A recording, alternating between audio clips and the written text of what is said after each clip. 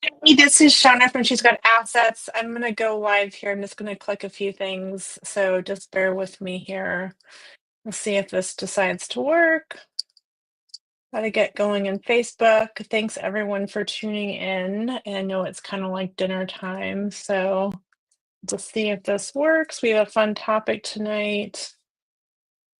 Okay, complete post details, go live. Oh my gosh.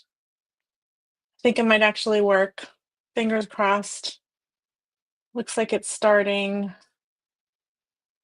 All right. Oh my gosh. I think we're live. Yay. I think we're live on all the platforms. Everyone, you guys know the drill. If you can see me, if you can hear me, let me know if the magic worked. Because sometimes Facebook is very persnickety. So I'm going to give everyone a few minutes to catch up. Again, this is Shauna from She's Got Assets. I'm going to do my weekly live stream. I think it's actually working. So if you can actually see me and hear me, like let me know. Let me know if I'm actually talking to someone, because sometimes this is really persnickety. I think I might have figured out the problem. Hey, Brandon, it worked. Okay, so I think we're live everywhere. Yeah, we're live on Instagram, Facebook, and YouTube. So I'll give everyone a few minutes. I'm going to dive in, but just let me know. Yeah, where you're calling in from, maybe a win for the day. My win is I think I got rid of a weird smell with lots of ozone machine time, and we installed some smart locks on a duplex. We had a turnover. We finally had a minute to get some upgrades done. So that's my win for the day. Little things, right? Little things. Okay. I'm just going to get everything sorted here, and then I'm going to do a presentation on marketing tips to get your MTR listing up and running quickly. And you guys might have heard this. Hopefully I'll share some good insights, some good value. And then there'll be some time for Q&A at the end, and I'll talk about the course that I have, if that's helpful for anyone. I think I have an audience of one. Brandon, thank you for actually tuning in. I see a few more people. Let me know, like, so I'm not like just talking to myself. Let me know who you are, where you're calling in from, share a win. Thank you, Brandon, for being so engaged. I always feel a little awkward doing these things like I'm talking to myself. So I really appreciate any kind of feedback or comments. So okay, I'm just going to go ahead. And again, if anyone's like watching the replay after, feel free to chime in or leave a comment. And I will talk a little bit about my MTR playbook course. This is just really grazing the surface. It's hard to get into a lot of stuff in super detail on a quick live stream. So I'm going to share my screen and hopefully go into presenter mode. Maybe this will actually work. Small miracle. Let's see if this actually works. Oh my gosh, it worked. Can everyone see the screen okay and actually hear me? Hey, Richard, how's it going? Thanks for tuning in. Can everyone hear me okay too? Charles from Los Angeles. Awesome. If you guys can't hear me or see me, like let me know. Otherwise, you have to read my lips or something. So, um, I'm a little frazzled because I just came back from a rental. Like I was saying, I was installing some smart locks. I realized one of them was like the wrong color, so we had to go switch it out because it would just driven me nuts to have the wrong color. So anyway, we're going to dive in here. Thanks everyone for tuning in. Again, let me know where you're calling in from. We'll have some time for Q&A at the end, and then I'll go over my MTR playbook course a little bit. So tonight we're going to do a topic like how to get up and running quickly with your midterm rental. There's just some tips and tricks that I'm going to cover that hopefully will be useful. So I'm going to advance my slide here. So a little bit about me. If you've already heard this, I'm sorry, just like do something else. But just for anyone new to the group, we have a lot of new members. I like to say I was raised by capitalist hippies. Growing up, I helped run the family vacation rental business. So there were always like sheets in the dryer, we're always doing turnovers. The phone was always ringing. This was like back in the day, it was like pre-internet, right? People actually had to call and leave a message on the answering machine, or we had to get our paper calendar. So very old school. I'm from California originally. I never thought I'd get into real estate until I moved here. And then way back a long time ago, I house hacked my way into real estate investing with my first property. called having a roommate back then. That's how old I am. So I've pretty much been a landlord since 2006. I do think when we're in the MTR business, it's more of a hospitality business, but I also have long-term rentals. I used to be really private that I was a landlord. I think I thought I'd be judged, but now I'm kind of out and about with it, and no one's gotten mad at me so far. I'm one of the good ones. So if anyone can relate to that, awesome. Thank you, Richard, for letting me know. Now my mouse is not cooperating. Okay, here's my mouse. Okay, so that's a little bit about me. Before I kind of went full time into real estate, my background is as an agency co-founder and as a designer. That's why I love design. That's why I'm like so into marketing and why I think it's so important and kind of the context that I bring. Been an entrepreneur for a long time. I'm forever an outside cat, as someone once put it. Be hard to go back inside. Kind of a serial entrepreneur. I'm the founder of She's Got Assets, the group that you're listening to this in. And I'm the podcast host. I'm also the author of a couple of courses, the REI Playbook and the MTR Playbook, which I'll talk about a little bit at the end.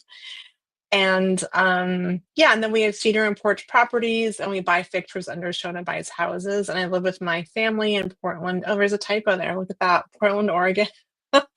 We own a mix of long-term and mid-term rentals. I love coffee, baking, design, and I'm pretty much obsessed with real estate. So that's just a little bit about me. Just give you some context. I also have a couple other channels. I have a podcast. I have a really interesting guest on. Excuse me, a frog in my throat. A couple guests like Sarah Weaver. She wrote the book Bigger Pockets on 30 plus day stays, and then one of the co-founders of Price Lab. So you can scan that QR code. Feel free to listen and follow. That's all like free content. When I think someone's interesting, I just invite them on and we have a really pretty in-depth conversation. I get to ask them all the questions I'd want to ask people. So check that out. And then we also have a YouTube channel, so you can subscribe to that, and you'll get alerted whenever I do a live stream, so you won't miss any content. So there's that. All right, so diving into the topic here. For anyone like new, this might be a review. I always just like to make sure everyone's on the same page, right? Why I'm obsessed with midterm rentals, right? I'm curious if anyone on the call like has a midterm or is in the process. It's really helpful for me to know where you're at, just so I know who I'm speaking to. I can tailor it a little bit. So what I love about them is like we can 2x or more cash flow over long-term rentals, which is really amazing. So we can really get to that financial freedom with only a few doors versus having a ton of doors, like I think we've been taught. Only a couple turnovers a year, compared to short-term rentals where you have really high maintenance gas. Every couple nights we're doing a turnover, like no thanks. That is way too much work for me. I really believe we're providing a needed service. We're providing fully furnished housing with all the comforts of home, for traveling medical professionals, digital nomads, corporate housing, displaced families, right? People have had a flood or a fire in their home. They need a place to stay for a couple months, and we're really helping them out, and they're so appreciative. But I truly believe we are in the hospitality business. And then I think you just get more freedom, from your investment, right? If you're at the mercy of, one platform like Airbnb or short-term rental laws that can change on a dime, you can just, your business can die overnight. So I think it's one of the best strategies. And that's why I talk about it so much, and why I teach students to do that. So we're going to break it all down, how to get your listing up really quickly and avoid some really common mistakes, right? Some of these you might know, some of them you may not. Definitely take notes. I'm going to unpack some things and go pretty high level here. But so I think mistake number one is people will come no matter how you market your property. It's not true. There's a lot that goes into marketing. There's a lot of nuance, from the photos to how you're writing your description to your headline. And that's something I work really closely with students on. We really dive in and we look at your listing and see how we can optimize it, what could be improved, because that's really like your calling card, right? It's like, first of all, are you even in the right places to get found, right? So that's super important. So, what I see a lot is like super funky DIY listings. Like these are actual photos. I always hope when I show these that nobody's on the call that had these listing photos. I actually found these. It's just bonkers how bad they are. I'm sure people had good intention, right? But these are clearly going the wrong direction. There's something weird on the TV. I would not want to stay in that house with a bathroom that wasn't clean. So If anyone can relate to that, right? These are just not appealing photos, and you'd be surprised. I see a lot of listings where I think people are moving quickly and they just don't think about it. And we all think we have this like magical smartphone in our pocket. Yes, we do, but you still need to know how to use it, and nothing will beat a professional photographer, in my opinion. So please don't do this. um, I don't know if my slides, hopefully things are advancing. I think there's a little bit of a delay. So would you want to stay here, right? Like I certainly wouldn't, this would not stop the scroll, right? And that's so important as people are looking whatever platform they're on. We really want to get their attention, have them stop and hopefully reach out and book with us. So, would you rather stay here, right? It's nice and clean and bright and airy. According to Airbnb, photos are one of the top reasons guests choose to book, right? It's just human nature. We want to stay in nice places. And I think the photos reflect on what the experience will be like. Like I've even had photos redone. I think it's so important. If anyone's like hearing this, just type a one in the chat if you got it right. Because I feel like I say it a lot. I hear other people say it, but I still see listings that, I mean, even if the photos are okay, they're okay, but are they beautiful? Do they showcase your space? Is the lighting good? Is there clutter on the counters, right? Just be really thoughtful when you're getting your place photographed, right? It's so, so important. And that's something I work with students on, just how to do that properly. So again, use high quality photos to showcase your midterm rental and its unique features. Also, just we want to make sure we're not shooting like a lot of times. Thanks, Heather, you typed a one. I'm glad you're hearing me. I think we need to really make a shot list for the photographer and go over, hey, this is a midterm. It's different than like a real estate listing or a short-term rental, right? So there's definitely nuance to it. So make sure you're really specific. um so again, according to Airbnb, at least listings with professional photos receive 20% higher earnings. So you can see here that makes a huge difference, right? So make that investment. And every market's a little bit different. In my market, I'm in Portland, Oregon. It's about 250, right, for professional photos. And these are something you're typically gonna have to do again. It's like a one-time investment, right? So please just make that investment. Don't skip that. Yeah, so and you can hire an Airbnb photographer. The only downside is that the photos stay on the platform, so you have to kind of download them and you don't really own them. But you can't if you're like tight budget or just don't know who to hire. Usually you can find a photographer if you ask around, but I've used them and the photos are actually really good. And they have a very specific style guide they use. So I really like their style. So if you're at a loss, that's something you can do. Is when you set up your Airbnb listing, they'll like prompt you to hire one of the photographers if you choose to, right? So totally an option. Not ideal, but it is an option. And this is another really big mistake. I think we tend to be perfectionists. We're waiting till everything is like completely dialed in, like we have every look of silverware and every like thing perfect. But if we wait to do that, we're really losing money. Um, so we could lose bookings if we don't get up and running really quickly. Here's just an example, right? Say the first month you're not collecting rent or you have holding costs, you have a mortgage, right? Then you're actually losing money, or you have like HOA fees or utilities, right? So then you're waiting to month two to collect rent. But what if you got your listing live sooner and you collect your rent and then you month two and then you can make like 12, like if your rent's 6K, right? So I just think you never know when you're going to get a booking, and sometimes being in the right place at the right time, you get that booking. So don't wait to list, right? Be really proactive. And I teach students how to actually pre-list without actually being fully furnished, right? So another mistake I see is not keeping your calendar up to date, or if you're doing the hybrid strategy, like maybe you're taking some short-term reservations to fill in the gaps between midterm, people are not going to find you, right, if your calendar is dotted with bookings. So there's definitely a strategy how to navigate that. So just really make sure your calendar is up to date. And a lot of platforms like won't show your listing if it's out of date, or if it's like a couple weeks back or something. So make sure your calendar is always current. It's super important. Yeah, so you definitely got this. So this is like very high level, the 7 steps for getting your midterm rental listed, right? We're going to prep the space. Unless we're doing the pre-listing strategy that I teach in the course, right? That's a little bit different, but very high level, right? You're going to prep the space, make it clean, tidy, schedule a photographer. I recommend a virtual tour and a video tour. I talk about that in the course. You're going to kind of outline your listing. You're going to draft your listing. You're going to make a list of where to list it, unless you have the course and I give you the exact like recipe. And then you post your listing and then you find a renter, right? This is like super high level. There's a lot of steps that involved, but I find a lot of people sometimes will they will forget to like photograph it before the guests move in. You always want to document that because it's never going to probably look as nice. Typically, midterm guests are very high caliber, but you just never know. And you want to make sure that you have it documented, your beautiful space, so that when you have a turnover, you're not scrambling, right? I've done that. I've booked things really quickly and then I took my own photos and I always regret it. So I've had students like have the photographer come in, like comes in the morning and then they have a guest moving in the afternoon. So just make sure that you're doing that. So there's a couple tips. You really want to optimize your listing. You want to focus on like location. Is it close to anything? Does it have like stuff like off-street parking, pet friendly, fenced yard, family friendly, dedicated workspace, washer dryer, any kind of things, right? It's a different style of listing than a short-term rental, which is very much vacation focused, right? So we really want to kind of highlight these things in our listings and in our photographs as well. You can use ChatGPT, right? It's a really great tool. It tends to get really flowery, right? It kind of exaggerates a little bit. But you kind of want to give it a prompt. Again, I have very specific prompts in the course, but give it a prompt and then you can kind of beat it up and give it feedback, right?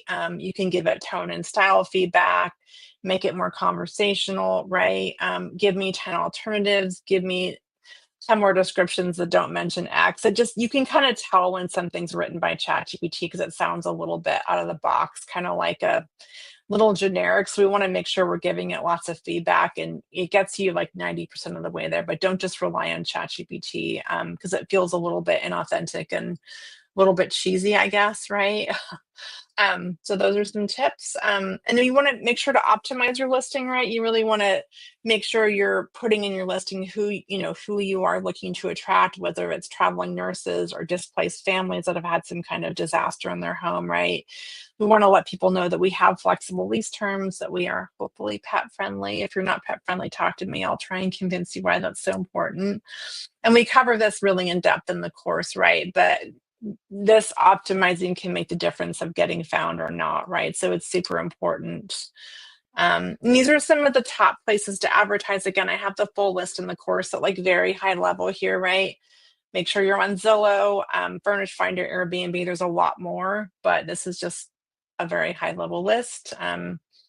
And then you want to also make sure that you're in the key databases for temporary housing companies that work with insurance companies that work with displaced families. That is a very big topic. We cover a lot more in the course, but essentially a family that's had some kind of disaster in their home, they're going to work with a temporary housing company. Typically, not all the time. It's always a little bit nuanced, but you can get yourself into their databases and then you get found that way as well. So this is like really high level again.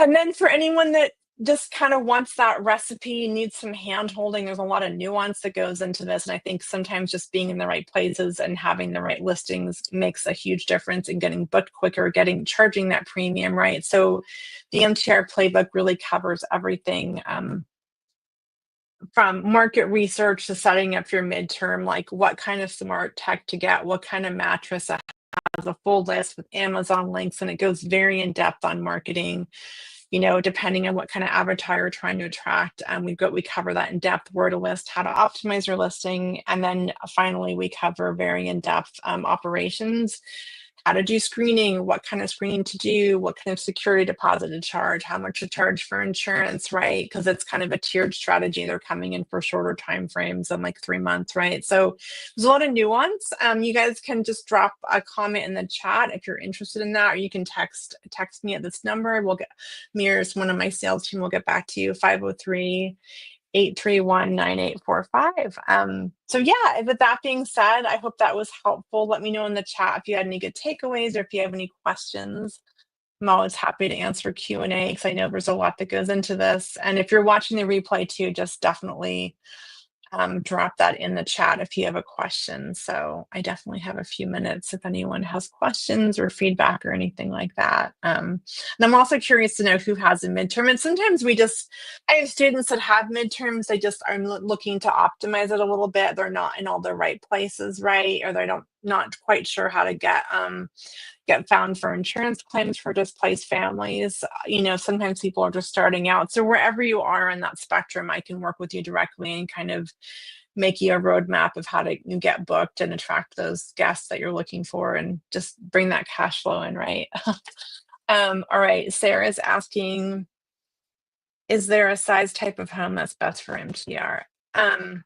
Yeah, that's a really, really good question. Okay, so I get on calls and everyone's like traveling nurses. Yes, nurses are great. We definitely serve nurses. I have everything from a studio, like, or a one bedroom. That is great for nurses. They tend to be very budget conscious, right? Because they're typically traveling to make money, to save money. So it depends on the kind of property. If you have like a one bedroom or studio, you're probably going to be renting to nurses or digital nomads or sometimes people in between things. The sweet spot is the larger properties, like 3, 4, even 5 bedrooms. Those are going to appeal to families that have been displaced due to a disaster in their home. So we're going to really get those really great, juicy numbers, and we're really helping families out. So in my experience, every property works. There's just nuance to it, but really knowing who you're kind of looking to attract. So you're making sure you have the right amenities, right? If you have a one bedroom, let's definitely, and you're going to put like a noise machine and blackout curtains, right? And they don't typically like shared spaces.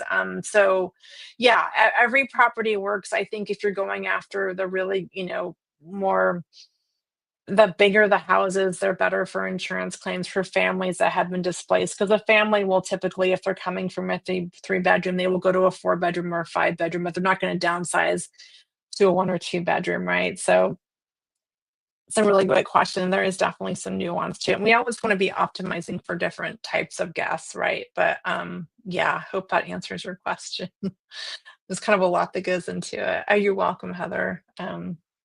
But yeah, I mean, and sometimes I'll test the market, right? I teach you how to test it. Is it worth going midterm, right? Because it is definitely an expense to furnish a place. But the way I teach students is we kind of test the market, see if there's demand. And then once you get that booking, you can furnish it, which is a great strategy. So you're not spending all that money up front. Typically, we know by certain metrics, and if you're in a decent sized market, there's ways to gauge interest. But if you're really on the fence, that is something you can do.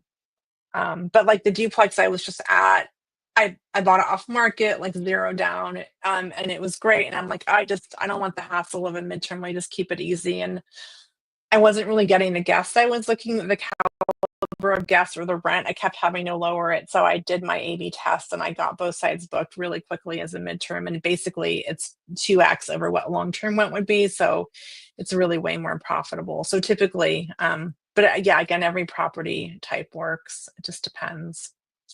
That was a long answer.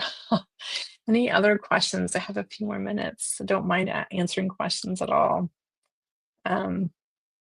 Well, Heather, thanks for tuning in. Sarah, thanks for tuning in. Richard, thanks for tuning in. Richard, we need to connect and see how your MTR is going. And if anyone is watching the replay, feel free to just reach out if you have questions. You're so welcome, Sarah. Yeah, every property type is great. I mean, the bigger the home, the more cash flow, right? That's where you see those really juicy numbers. And a couple of those can be a real game changer, right? Just for example, right, on some of the larger properties, I would say in this market that I'm in, Portland, Oregon, right, I've everywhere from like 9,300 a month to like 6K a month, right? And those are like, at least a 3 bedroom. And those are really the insurance claims for for displaced families. It's more of like a B2B model, right? Because they're paying the bill. Hey, Bonnie, you're hopping on for Virginia. Awesome. I know you're at a conference. I appreciate you tuning in. Yeah, Bonnie's killing it. She keeps converting her rentals over, and she follows all the coaching stuff, and she's doing really well. So thanks, Bonnie. Good to see you. Yeah, any other questions? Like anything's fair game. I know it's gonna be a little overwhelming. I talk about this so much, sometimes I forget what the most common questions are, right? So it's helpful for me to know like what was useful, what you'd like to learn more about, what burning questions you have. So I've been at this for a while, so I kind of forget. um, but yeah, otherwise, I'll give people a few more minutes. I see a few more people on here. Super happy. Anything's fair game. Just let me know. And if you're interested in the MTR playbook course, reach out, text me at 503-831-9845. And I do have kind of an essentials course as well. If you're maybe a more seasoned operator, you're really just looking to dial in your midterm rental. Maybe you're looking to optimize your marketing or make sure you're getting found for insurance claims. I do have that as well. So sometimes that's just what people need. It's just kind of more of a self-paced course. So that is an option too. But yeah, I don't see any more questions, so I don't want to keep talking to myself. But seriously, if any of you guys got value from this, it's helpful that for me to know as the presenter, and it just kind of lets the algorithm know that this was good content. So appreciate any feedback. Definitely check out my podcast and YouTube channel. I have a bunch of new episodes that I just put out there, and I have some new ones that are coming up that are really good. So stay tuned for those. I'll post them in the group. And again, if you're watching the replay, reach out any questions. And if you're remotely interested, sometimes it's helpful just to jump on a call to kind of see if it's a good fit. If it's not, then I won't invite you in. We do make sure it's a good fit before we work with anyone to make sure, you have the right kind of property and that you're gonna, follow the coaching, and otherwise it's might not be a good fit. So that's kind of how it works with if you're interested in learning more, we jump on a call. You're so welcome, Hilda. Thank you. Glad that was helpful. All right, last call for any questions. Got a few more minutes. My kids are homesick, so I should probably see how they're doing. We had like 5 days of no school. It was like snow and then teacher planning days and then President's Day, and now they're sick. So got a sick household right now. Awesome. Well, again, feel free to chime in if you're watching the replay. These are always available in the modules. So if you're looking for more content, if you go up into them, I think it's not modules. They're saved in Facebook. So I have a lot of trainings. If there's something you're looking for, let me know. I can totally direct you in that direction. That was a mouthful. Anyway, hey John, thank you. The program's legit, great value. Awesome. Thank you. I'm excited. John's bringing a pad split to town, so I'm really excited for that launch part. If anyone's local on Thursday, check out John's group, PDX. I hope I said that right. John, do feel free to do a promo. I'm looking forward to that. Thanks for that. Appreciate it. Awesome. Yeah, it's really the best model. I think as investors, we're looking, when we look at our exit strategy, we're really looking to maximize like our return, right? And a midterm is often the best play when you're looking, to make something pencil and get cash flow. And also you're attracting high quality guests or tenants, whatever you want to call them. So it's a really great model. Just something to keep in the back of your mind, right? There's all kinds of exits. There's pad split, there's midterm, there's short term, there's long term, right? But just kind of knowing what's out there. Awesome. Yeah. John's saying PDX REI group monthly meetup featuring pad split. Yeah, I'm super excited. I heard the guy that you have coming. He was on another group and I kind of grilled him about some stuff and he definitely passed. So I'm excited to meet him in person. But yeah, it's a great model. All these things work. I think you have to know what strategy kind of resonates with you. For me, I think I love midterm because I know I'm helping people. There's the design element of providing like really nice furnished spaces. So there's kind of an experience. And for some people, pad split makes sense, or just long term, like set it and forget it. So it all makes sense. I think you have to just do your research and figure out what makes sense. And if you need help, who you want to work with, because there's a lot of resources out there. So all right, you guys. Thanks again for tuning in. John, thanks for tuning in. Bonnie, thanks for jumping on while you're away at your conference. Super appreciate it. All right, I'll hang on for a few more minutes. Any other questions? And again, if you're in the Portland area, definitely check out PDX REI. Thanks, John. Look, I have some fans on here. Super appreciate it. Yeah, I think your group was one of my first talks, so I really appreciate it. You're one of the first people to sign up too. So awesome. Yay, I'm looking forward to Thursday. Hopefully I can make it. All right. Thanks again for taking the time. To join me. I hope that was valuable. Again, if you're watching the replay, feel free to chime in. And we typically do these every Tuesday at 5. Sometimes there's some techie things, but the stars aligned tonight and all the technology worked. So yeah, if you're watching somewhere else, I didn't even check the other places I'm streaming at, but I'm just mostly in Facebook right now. So all right. Thanks again, you guys. Really appreciate it. I'm going to sign off and hope you guys have a great evening. And hopefully, I'll see some of you on Thursday at John's PDX REI event. Awesome. See ya.